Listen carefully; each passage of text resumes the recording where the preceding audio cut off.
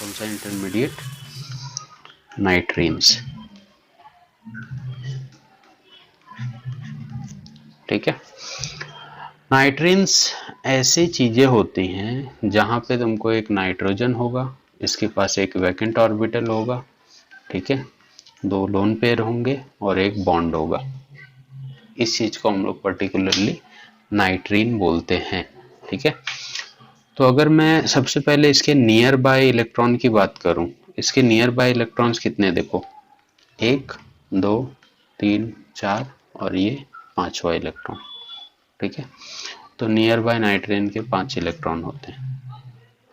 ठीक है। दूसरा, ये होता कैसे है? न्यूट्रल होता है। क्यों न्यूट्रल होता है? क्योंकि जब तुम नाइट्रोजन का कॉन्फ़िगरेशन करते हो तो इसके आउटर मोस्ट में हमको 5 ही इलेक्ट्रॉन दिखते हैं जो कि नाइट्रीन में प्रेजेंट है। तो ये ओवरऑल न्यूट्रल होता है, अपने मर्जी से रिएक्शन नहीं करेगा। कोई इसके वैकेंट में लोन पेयर डालेगा तो बात अलग है। ठीक। शेयर्ड इलेक्ट्रॉन की बात करूं तो शेयर्ड कितने इलेक्ट्रॉन है? 1 2 3 4 5 और 6। ठीक है। शेयर्ड मतलब जब इसको जरूरत पड़ेगी तो इनको ये यूटिलाइज कर सकता है, तो इसी वजह से हम लोग शेयर्ड इलेक्ट्रॉन में इनको भी काउंट कर रहे हैं। चौथा प्रॉपर्टी इसका, ऑक्टेट कंप्लीट है क्या?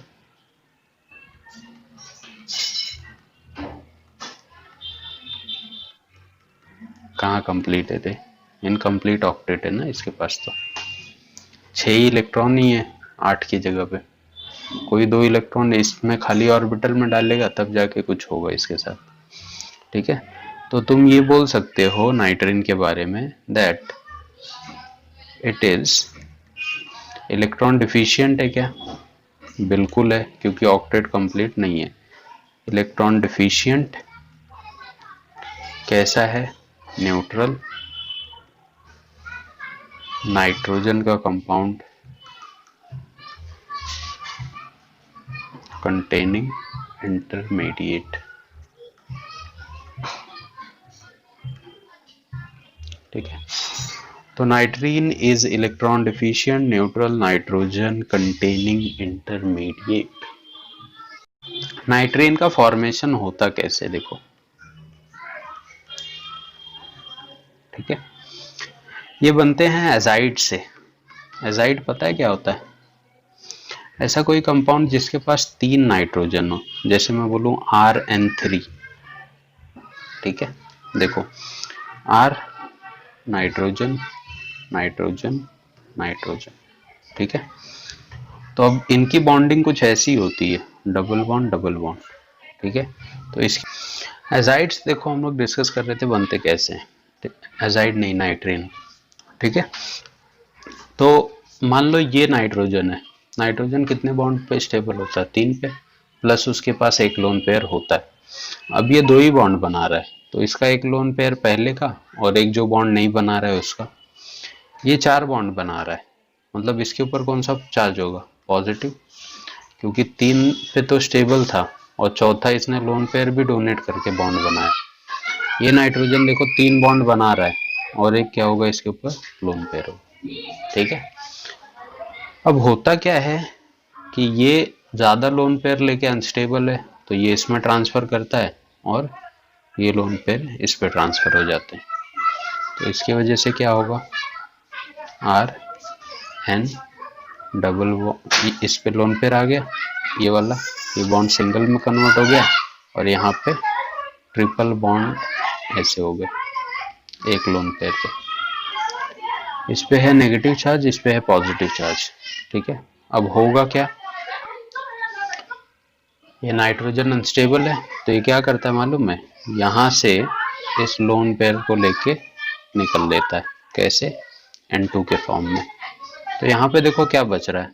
R सिंगल बॉन्ड N, ये lone pair as it is, ये lone pair as it is, और ये दोनों पेयर निकलने के बाद इसका एक ऑर्बिटल क्या हो जाता है? खाली हो जाता है। तो इसी को हम लोग क्या बोलते हैं? नाइट्रीन्स। ठीक है। कोई भी एजाइड है तो इसको अगर तुम नाइट्रीन में कन्वर्ट करना चाहते हो तो तुमको कोई ना कोई काइंड ऑफ एनर्जी इसको देनी पड़ेगी in the form of UV rays बोल लो, हीटिंग बोल लो, या हाई टेम्परेचर बोल लो। ठीक है, तो ये केस होता है एजाइड से नाइट्रेन बनाने का। कुछ काइंड ऑफ एनर्जी देनी पड़ेगी, हीटिंग वगैरह का सिंबल दिया होगा, तो डायरेक्ट कन्वर्ट नहीं होता है। यहाँ से इसमें जाने के लिए इसको कुछ एनर्जी देनी पड़ेगी, क्योंकि बॉन्ड ब्रेक हो रहा है ना। बॉन्ड ब्रेक होगा तो हमको एनर्जी देनी पड़ेगी। तुम लोग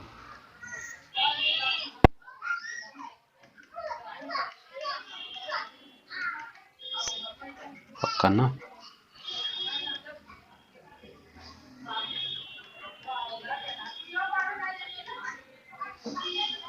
बचकाना है तो, है कि नहीं? मानता है कि नहीं?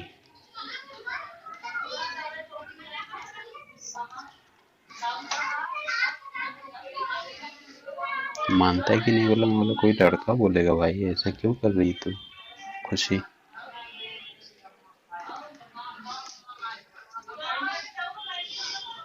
अच्छा, बोलो भाई, देश आजाद है, किसने रोका? बन जाएगा, right. PH C double bond O N, nitrene N2। तो ऐसे ही लगभग सब में बनते जाएगा, खाली यहाँ से N2 निकालते जाओ। खाली इस वाले एग्जांपल में क्या निकलेगा, कार्बन मोनोऑक्साइड, और यहाँ पे बनेगा R। ठीक है, ये नाइट्रेन बनेगा और CO रिलीज होगा।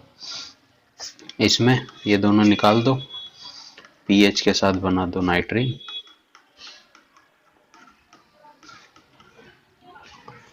करेक्ट सबका?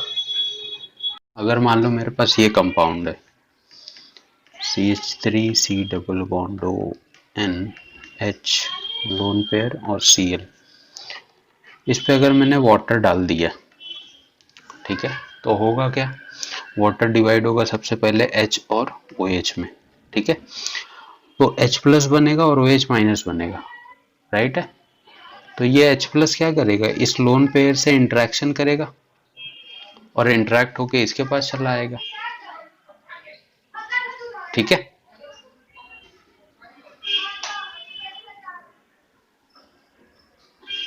ठीक है।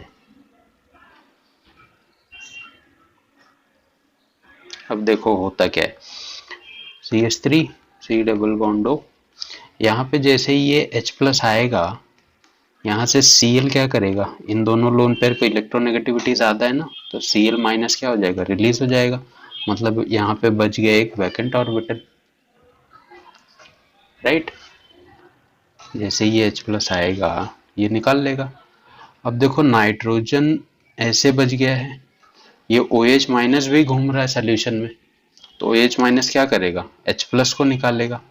तो जैसे ही ये H प्लस को निकाल के वाटर बनाएगा, अब देखो बाहर क्या क्या गया, Cl माइनस गया, ये H प्लस निकल गया, इसके साथ एक H प्लस आके यहाँ पे जुड़ गया। तो फाइनली तुमको क्या दिख रहा है, CH3 C double bond O, nitrogen के पास क्या है, एक हाइड्रोजन है, एक वैकेंट ऑर्बिटल है, ठीक है, और क्या है, और क्या है, ये H प्लस निकला तो ये लोन पेयर यहाँ पे शिफ्ट हो जाएंगे ऐसे। ठीक है, बट घूमने को तो सोल्यूशन में Cl माइनस भी अकेले घूम रहा है, तो अब ये Cl माइनस क्या करेगा, यहाँ से H प्लस निकालेगा। तो जब ये H प्लस निकालेगा तो ये किस में कन्वर्ट हो जाएगा, देखो पूरी तरह से, ये तो ऑलरेडी था, यहाँ से जब H प्लस निकलेगा फिर ये बॉन्ड पेयर अंदर की तरफ शिफ्ट हो जाएंगे, तो ये हो जाएगा Cl और वाटर। मतलब ऐसे कंपाउंड में अगर मैंने पानी वगैरह यूज कर लिया तभी भी नाइट्रेन बनने की कंडीशन हो जाएगी। क्लियर?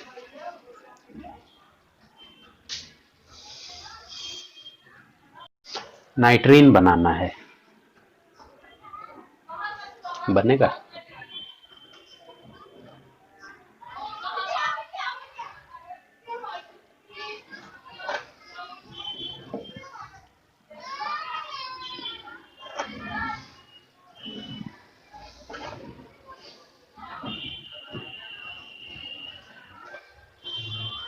लिविंग ग्रुप ध्यान में रखो, यहाँ से OH से H निकलेगा तो वाटर बनेगा, ठीक है, और जहाँ जो यहाँ से H आएगा वो इसके साथ जुड़ेगा, तो ये पूरा लीविंग ग्रुप है, तभी नाइट्रीन फॉर्म हो सकता है ना। यहाँ पे ये H निकलेगा और ये Br, यहाँ पे ये I निकलेगा और ये H निकलेगा, यहाँ पे ये Br और ये H। समझा मैं क्या समझा रहा हूँ हिंदी में? ठीक है, नसीब क्या होगा ना, यहाँ पे क्या बना होगा, पीएच नाइट्रीन, ठीक है, ये लिविंग ग्रुप है तो इसके साथ क्या गया होगा H, तो एक बना होगा वाटर और एक पूरा ये यहाँ पे आ गया होगा OH ऐसे करके, ठीक है। इस पे एक बना होगा क्या, HBr प्लस ROH और यहाँ पे नाइट्रीन। क्लियर है, सब ऐसे ही बने होंगे लाइन से। दिक्कत किसी को, नाइट्रीन बनता है, नाइट्रीन अपने आप में एक अनस्टेबल चीज है। कैसे देखो,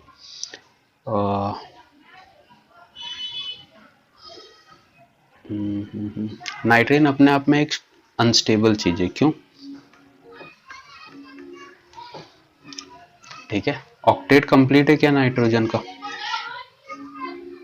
नहीं, इसी वजह से ये क्या होता है, अनस्टेबल होता है। अब तुमको ये ऐसे रिएक्शन में नहीं दिखेगा, रिएक्शन में तुमको ये कुछ अलग टाइप से दिखता है, अमाइड वगैरह के फॉर्म में।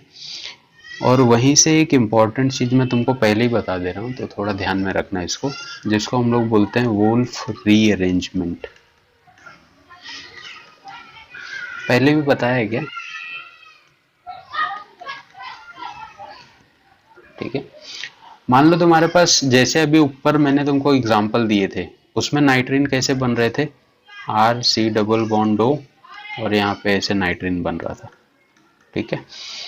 अब ये नाइट्रीन होता अनस्टेबल है, ये अपने आप को ना रीअरेंज कर लेता है, जिस रीअरेंजमेंट को हम लोग बोलते हैं वोल्फ रीअरेंजमेंट, दैट इज ये ऐसे कन्वर्ट हो जाता है, ठीक है। ऐसे कन्वर्ट होने के, जब ये कन्वर्ट हो जाता है तो सबका ऑक्टेट कंप्लीट हो जाता है और चीज़ें बैलेंस हो जाती है। इसके वजह से इसको बोलना नहीं पड़ता ऐसे रीअरेंज होने को, ये अपने आप हो जाता है। अब देखने में थोड़ा सा कॉम्प्लिकेटेड लगता होगा तुमको, बट देखो सिंपल सा रीअरेंजमेंट इसका होता कैसे। क्या था अपने पास, RC double bond O N, ठीक है, और क्या था, एक वैकेंट ऑर्बिटल। तो होता ये है कि यहाँ पे जो बॉन्ड पेयर है वो R लेके निकल लेता है ऐसे, ठीक है। तो यहाँ पे क्या बच गया, C double bond O N, ये ठीक है, इस पे पॉजिटिव चार्ज, राइट। R क्या करता है, ये जो R लोन पेयर फ्री है वो अपना इसमें ऐसे इंसर्ट कर देगा। तो कैसे दिख रहा है, देखो सिंपल सा, ये R यहाँ पे ज्वाइन हो गया, ठीक है, सिंगल बॉन्ड से। N है जिसके ऊपर लोन पेयर है, C है जिसके ऊपर डबल बॉन्ड है और पॉजिटिव चार्ज है। तो इस पॉजिटिव चार्ज को खत्म करने के लिए नाइट्रोजन क्या करता है, अपना लोन पेयर देके डबल बॉन्ड बनाता है, जिसके वजह से फाइनली तुमको मिलता है, देखो R, फिर क्या है, N के ऊपर एक ही लोन पेयर, यहाँ पे डबल बॉन्ड बन जाएगा और यहाँ पे C डबल बॉन्ड, ऐसे दिख रहा है। तो इसी रीअरेंजमेंट को हम लोग बोलते हैं वोल्फ रीअरेंजमेंट। इस हालत में इसकी स्टेबिलिटी बढ़ जाती है, इसी वजह से ये अनस्टेबल से स्टेबल फॉर्म में कन्वर्ट हो जाता है। तो कुछ रिएक्शन आएंगे जहाँ पे इसका यूज पड़ेगा वोल्फ रीअरेंजमेंट का, तो ध्यान में रखोगे, ठीक है।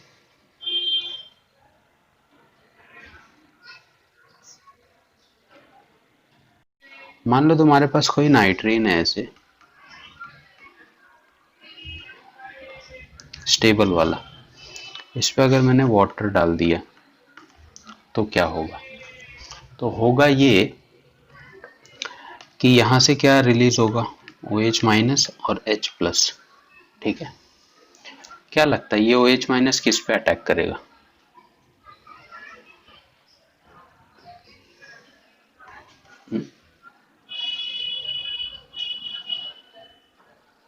किस पे अटैक करेगा?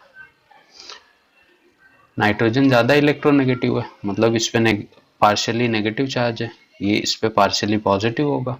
ठीक है, तो ये अटैक किस पे करेगा? कार्बन पे। क्लियर है?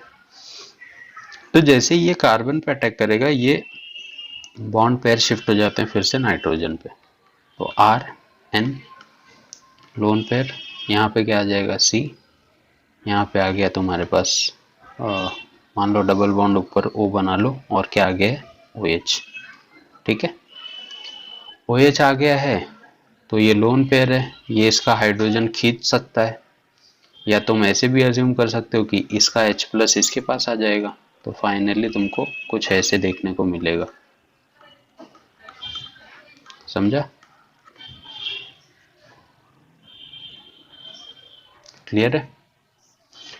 तो अगर मान लो इसी नाइट्रीन पे मैंने ROH डाला होता, तब तुम्हारा प्रोडक्ट क्या होता?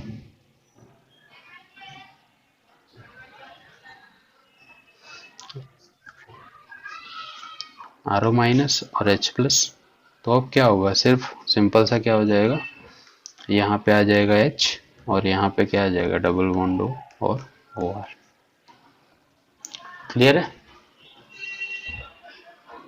जैसे इनोलेट के बहुत 5-6 रिएक्शन थे, कार्बिन के बहुत सारे रीमर टिमन ये सब स्मिथ ये होमोलोगेशन रिएक्शन थे, वैसे ही नाइट्रीन के भी बहुत सारे इंपॉर्टेंट रिएक्शन है।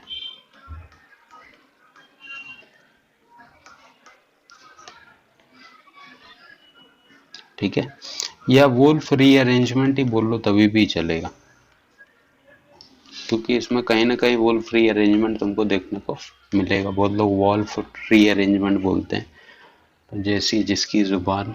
ठीक है, या नाइट्रीन लिख लो तभी भी चलेगा, क्योंकि ये सारे रिएक्शन नाइट्रीन्स के ही होंगे।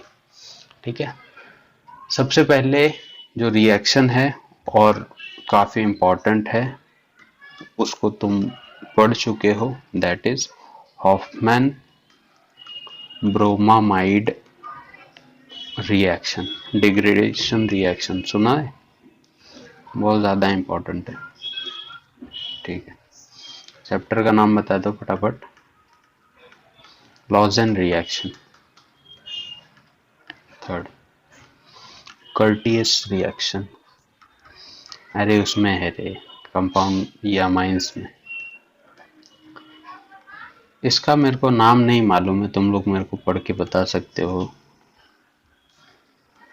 ठीक है, और एक होता है बेकमैन रीअरेंजमेंट। ठीक है, तो इन सारे रिएक्शन को सेपरेटली हम लोग कवर करेंगे नेक्स्ट लेक्चर में, जो कि नाइट्रीन की काफ़ी इंपॉर्टेंट रिएक्शंस है। ठीक है, सब में हमको वोल्फ रीअरेंजमेंट वगैरह देखने को मिलता है। ठीक है।